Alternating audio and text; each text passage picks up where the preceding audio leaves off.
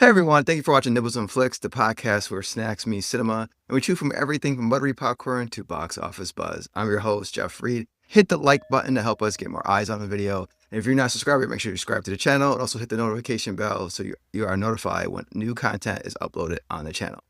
And in this video, we're going to be munching on the movie The Smashing Machine. Now, did Dwayne "The Rock" Johnson layeth the smackdown? Or did he just hit rock bottom? Let's talk about it. Man, that was pretty bad. Oh well. No? Nah.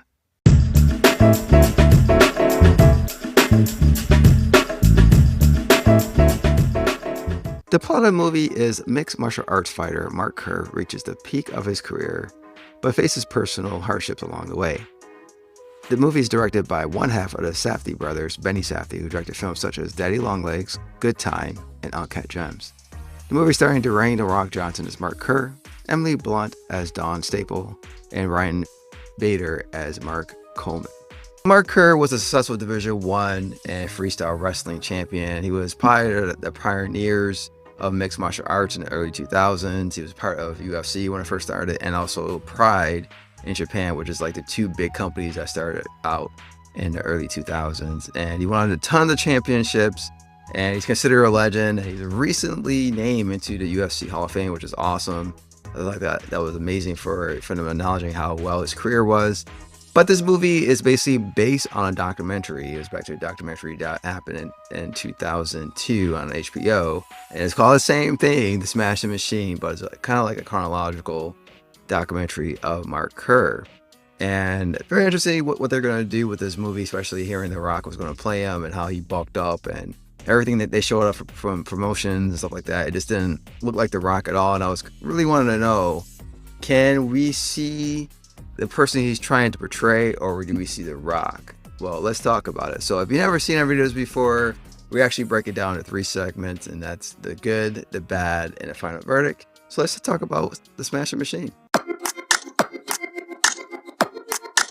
The good. So the good about this film is how I like how they set everything up when it comes to the shooting and also where the time period this movie is starting from. So when it comes to the shooting, they actually used this type of style where it feels like a documentary. It has like grainy look when it comes to documentaries. They actually made sure that the time that this movie was taking place at, it feels that. So like I said, it has the look, it has the way that people were dressing, talking, and everything. And also, even at Pride and UFC, it looked exactly how it looked. Like during that time, UFC looked like they were fighting in maybe a 10,000 or 5,000 arena. It looks really like gritty and grimy. The lighting is not that good. And then you go to Pride and it's super bright, and you have like 20,000 people, maybe 40,000 people in the stands watching these matches.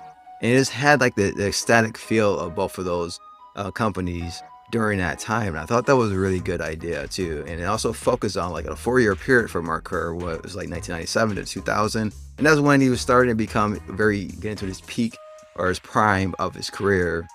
And I thought that was a smart choice because it shows what he's going through during that time. And you kind of could sit there and focus on what was happening during that 4-year period instead of dealing from where he's a child and he goes to college and he becomes a fighter and all that stuff, retires. I thought it was smart. Just pick a certain time of his life and just focus on that. And I thought they did a great job doing that. And like I said, it has the feels. It has the feel of Pride. I remember coming home or being up late, flipping the channels and, trying to find like a late game or something like that on TV, and they'll have Pride on. And it has like these bright lights and everything. The ring is white and it's hitting that from the light, and that makes everything brighter. They even got like how the whole arena is set up and everything, the fireworks and all that stuff. I thought that was cool. They actually captured where Pride actually was too.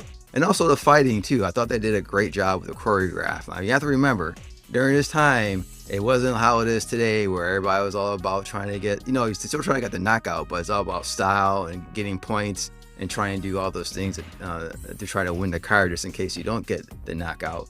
During this time, is more about survival. So it's more gritty. It's more like ground and pound. So I was happy to actually show that and show the grittiness. I can see some people kind of complain and say, hey, the fight choreographing is not that good in this film.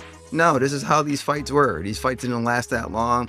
It was all about based on survival. Like, can you out survive the next guy? And if the match lasted 30 seconds to a minute, then that's what these matches were back then, because it was not about style points and all the stuff how commercialized UFC is today. It was more that you come in the ring and you're basically trying to survive. You're trying to knock out the guy before he knocks you out. So I'm just happy to actually show that and actually portray that well in the film. So all this hype about Dwayne "Rock" Johnson and all this acting in this film is one of the best, and he should be nominated and all that stuff. And I have to say, after watching this movie, I really believe that he did an amazing job in this film. His performance was very captivating. He was able to immerse himself into this role to where you completely feel like you're not watching Dwayne "The Rock" Johnson on screen. You're watching Mark Kerr. He was able to get the mannerisms down, talk like him, that soft-spoken way that Mark Kerr talks. He was able to show the physicalness and the training and all that stuff too. And then everything he was doing in this film, showing how he's a complete teddy bear outside the ring and a complete monster inside the ring. I thought he did everything to show that, you know, you're not watching The Rock, you're watching Mark Kerr. He did a great job doing that. Even showing the dark side of MMA during that time too, how the agents and the bookers would try to take advantage of the fighters, the things he had to go through physically when it comes to his body, and also how they were abusing painkillers at that time, and also substance abuse as well. I thought everything that The Rock was doing was fantastic when it comes to like the dramatic roles, how the show was scene could be really dramatic. He would hit all the points for that scene to show how Mark Kerr was going through during that time, where it's very tragic and sad. And then you do a tense scene with Emily Blunt where you have this toxic relationship with his girlfriend Dawn. He was able to show that, you know, show the differences of the two characters when it comes to Dawn and Mark Kerr, and they're basically like how much of a bad match they really are. And I thought they did a fantastic job, especially The Rock. I felt like even with Emily Blunt on screen, and when Emily Blunt was on screen, The Rock showed that he was capable of performing fantastic. And like I said, the range is there. You see the range. You see The Rock actually acting and performing. And I think this could be the role that everyone is talking about, that he can be just not nominated, but possibly win Best Actor of the Year. And I feel like this could happen for him, because he just does an amazing job with this film.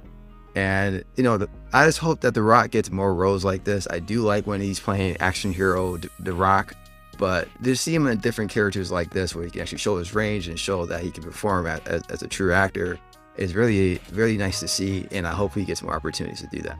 Emily Blunt was played Dawn Staples, who was Mark Kerr's girlfriend.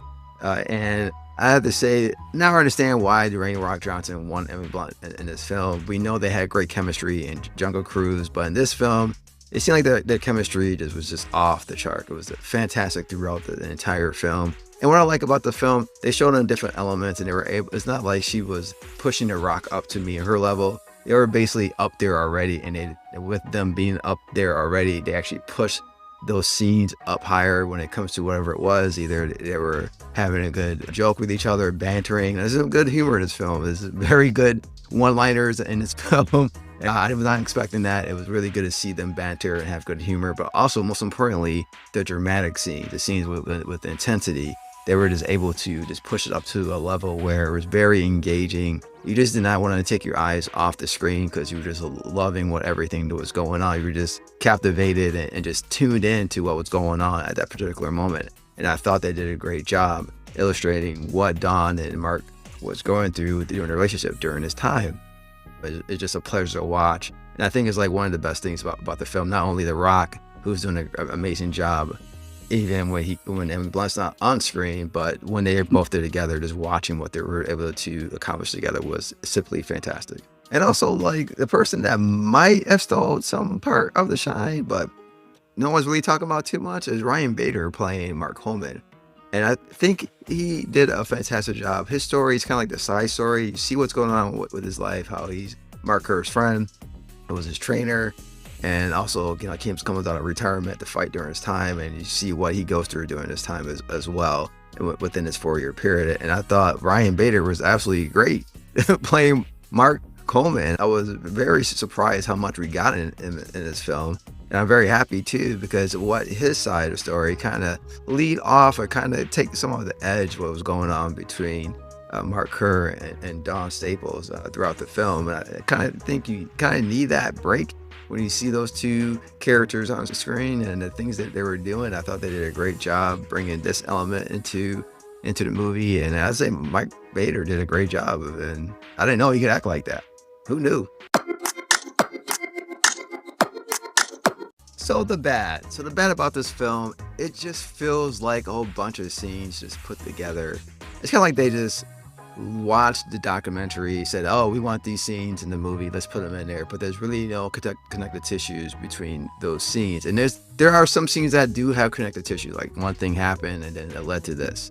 Those scenes are great because you have a small little story that's going on. But this movie doesn't feel like it has a story or trying to say anything or trying to show, like, what is it saying about Mark Kerr? It doesn't do that. You just get scene after scene after scene. Like I said, it does do it. And when it does have like the connected tissue when it comes to those scenes matching together to where if something happened here, then it led to this, the movie does great because it makes you, see the connection, what's going on. But most of the rest of the film is basically, one scene, then one scene, then one scene. And there's things in the middle that you miss out on. Like, how did this happen? How did this lead up to this argument?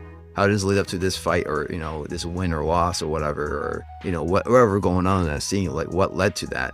It doesn't have that at all. It just basically feel like it's like a bunch of jump cuts of scenes mashed together. And I think that's what's going to hurt the film. That's what can frustrate some viewers because you just see and hear things that is like, okay, well, Mark Kerr having these issues with the pain, what's bothering him? You really don't know. Okay, why is he taking these views? What medicine is he taking? Why is he in pain? What happened led to this argument? Why did he lose this match? Like you just don't see what things are leading up to what's going on. It's basically like a bunch of jump cut scenes. And I wish they would have used more connective tissue because when they do, it works well and it's so good. And I'm like, why didn't you do that for the rest of the film? I just don't understand why. And I look at it as a negative because the film can be so much better, but it's not because it feels so not connected. So the movie does have like sports tropes in it where you see the team or athlete climb to the top, they hit rock bottom, wink, wink, and they climb themselves out of the hole and climb back to the top of the ladder. It does have that in this film. So if you don't like that, sorry, it's in the movie.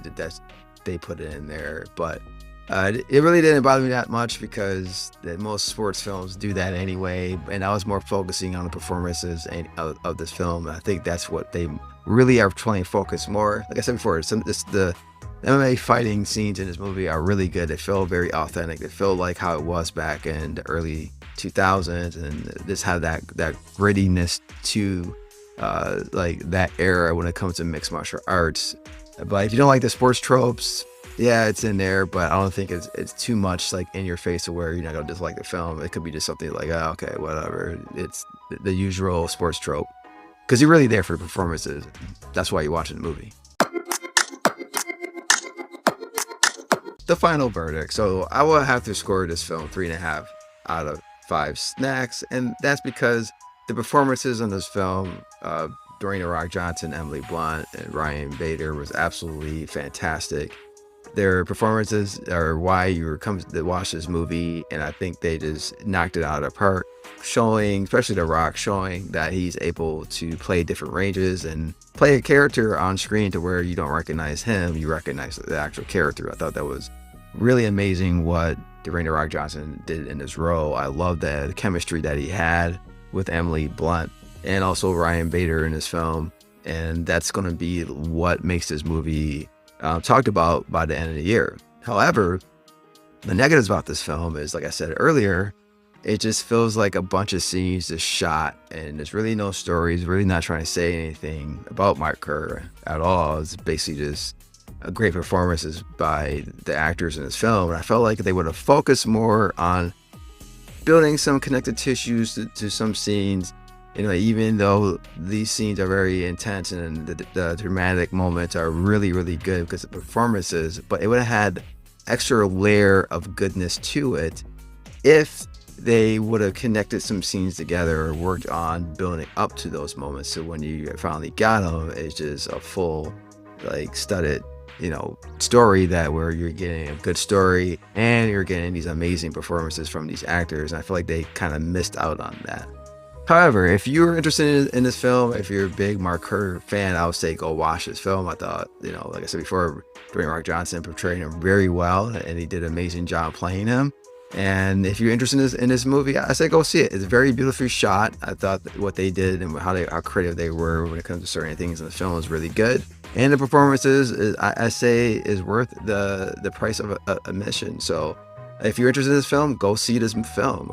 Hopefully, like I said before, hopefully Dwayne Rock Johnson gets more opportunities to play roles like this. I think he can actually start showing Hollywood that he's just not a muscle guy who can play action and raise his eyebrow a couple of times in the film. And, he can actually play some characters. So hopefully that works out for him, and we're seeing more roles where we can actually see him playing characters rather than himself. So guys, let me know, are you going to see this movie, or have you seen it already? And if you did see the movie, let me know in the comment section below what you thought about this film. Did you agree with what I say or disagree? Let's have a cool conversation about it.